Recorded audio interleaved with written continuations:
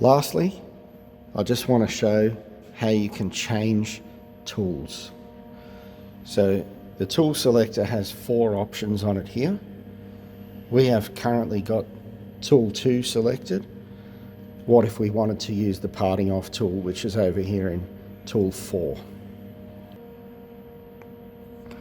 All you have to do is hit this next tool button. The door needs to be closed for this to happen. Then you can select the next tool. So over here, I'm just going to select next tool.